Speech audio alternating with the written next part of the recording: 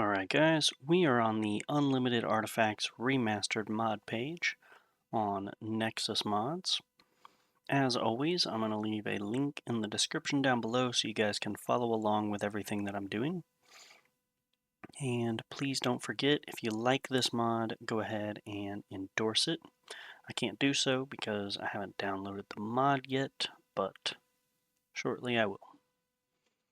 Alright, with that out of the way, let's dive into what exactly this mod is and what it does. So this mod essentially allows all of the Daedric artifacts that you find out and about in the wilds to have unlimited charges, which is pretty nice and probably more lore accurate than what's presented in the game because it would make sense. And it has several different versions. There's 8 files.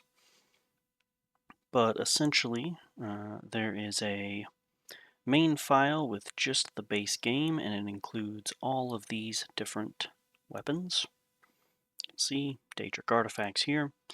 And then there is also the AIO edition, which includes the base game files, but also has the sword and the mace of the Crusader, Umarill's sword, Mehrunes' razor, and Dragon Sword of Laneland, which is part of the Battlethorn Castle DLC.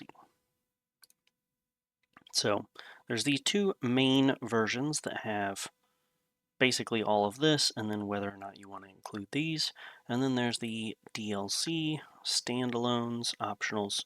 So we'll dive into that in a little bit. There is also the Vampiric Umbra option, which turns the Soul Trap for 120 seconds on strike into absorb 5 health per second for 5 seconds on strike, which you can add in as its own individual thing to add. And then there is also the Lesser Uniques add-on, which includes all of these different options as well, and these aren't necessarily artifacts. They are pretty good items: Thornblade, Wit Splinter, Red Wave, Sufferthorn. All of these make a lot of sense. They also include Apotheosis, Activated Warblade, Sunderblade. These are things that you can buy in the Imperial City Market District and from other merchants across the world. So it's just, if you also want to include lesser uniques, you can do so as well. Now, this mod's compatibility, we might want to talk about.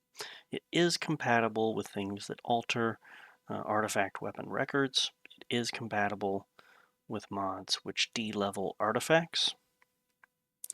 It is not compatible with mods that alter artifact enchantment records. So just keep that in mind. If it affects the weapon itself, like the damage of the weapon or the model and whatnot, that will work, but anything that touches the enchantments does not. Alright, with that out of the way, let's dive into installation. So this is the AIO edition, which is the all-in-one. It has the base game and Shivering Isles, Battlethorn Castle, Mehrunes' Razor, and Knights of the Nine expansion, which all of that's included in the Oblivion Remastered, just so everybody's aware. It does not include the Umbra Sword Absorb Health swap or the Lesser Uniques add-on. And then there's just the base game edition, which only includes the base game and Shivering Isles. It does not include Battlethorn Castle, Mehrunes' Razor, Knights of the Nine expansion. So these are the two main files.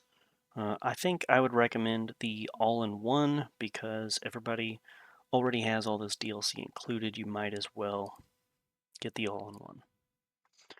Alright, individual files, however, if you did want to get just the base game plus one of these, that kind of makes sense. We have the Battlehorn expansion, which is the Dragon Sword of Laneland. We have the Knights of the Nine, Crusader weapons, and Umar's sword. We also have the Mehrunes Razor expansion right here. And we also have the Lesser Uniques add-on. And this is for all those other items that aren't technically artifacts, which, you might be interested in that as well. Personally, that kind of breaks my immersion, and I don't think that I would like this, so kudos to the mod author to make it an optional file, as that probably would prevent me from downloading this whole mod to begin with. Okay. Then down here we have these two miscellaneous files, and this one is a change to Mehrunes Razor enchantment. It gives it a 10 health absorption, a silence for 120 seconds, 20 armor and weapon damage for 10 seconds, and damage to health 5 for 120 seconds, plus the original effect.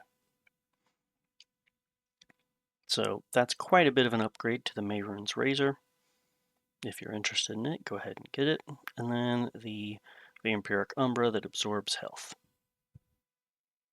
Alright, so now that we know what files are available, I'm going to walk through the all-in-one edition, and I think that's actually going to be it for me, but just know all of these are going to follow the exact same download patterns. It's either going to be the Mod Manager download or manual, but they're all going to basically follow this exact same pattern.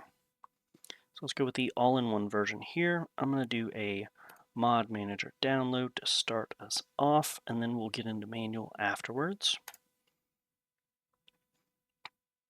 So it is now downloading. It is the Unlimited Artifacts Remastered All-in-One Edition right here. Alright, so now that's installed, there's not much else to it. Vortex has done all the heavy lifting, and we're totally fine and good to go. Now, let's go ahead and jump to manual installation, which involves a little bit more work and a couple more steps. We're going to do the slow download. And for anyone that's been watching my channel, you know that I have a manual mods folder that I stash all of these. Just keeps things nice and clean, easy to remember where they are, and keep things organized.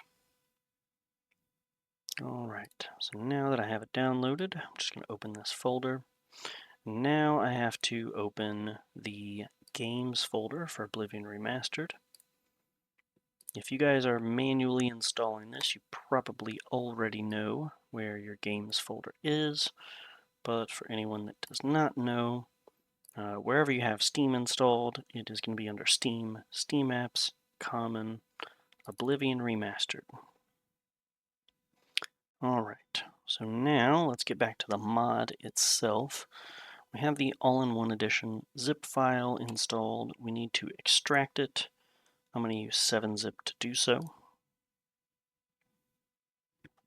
And now that it is extracted, we can delete the zip file and go to the all-in-one edition here. And you can see we have the unlimited artifacts.esp file. So, where do we drop this sucker in? Well, it's actually pretty straightforward. We're going to dive into Oblivion Remastered, Content, Dev, OBV Data, Data, and if we scroll down here, you're probably already going to see it because Vortex is managing this, so it already has unlimited artifacts installed right here. To manually install it, you just drag and drop and bring it over here. But Vortex is already doing that for me, so I will not. But that's what you would need to do to install it yourself manually. And then we have one more step. We need to open this plugins.txt file, and we need to make sure that unlimited artifacts.esp is in our load order right there. As long as you have this thing in your load order, it should totally work. Just put it in there exactly as it appears over here. If you do not see the .esp, you need to add that. I can see the extensions to all my files. It's a setting you can do. I'm not going to get into that right now, but you do need unlimited artifacts.esp right there. And that is it, guys. We now have the mod Unlimited Artifacts installed and ready to go once you save this, and that's it. Hopefully that was a pretty straightforward process. Hopefully nobody got lost along the way. If you did get lost or you ran into any issues, please let me know in the comments down below. I will try to get back to you as soon as I can. Hopefully get your game up and running with all the mods that you like. And with all of that out of the way, guys, as always, happy modding and happy Mondays. Hey guys, thank you so much for watching this video all the way through to the end. I really appreciate it, and I hope it was very helpful showcasing this mod and showing how to install it. I'm really hoping that we can get this channel growing so that we can show as many people as possible how easy it is to install some mods and showcase some really good mods that some hardworking people come up with. In order to do that, though, I'm really going to need you guys' help. Please like the video and subscribe to the channel. Share this video with as many people as you can. We'll try to get this channel growing, and hopefully it helps as many people as possible. Thank you so much. I'll see you guys next time.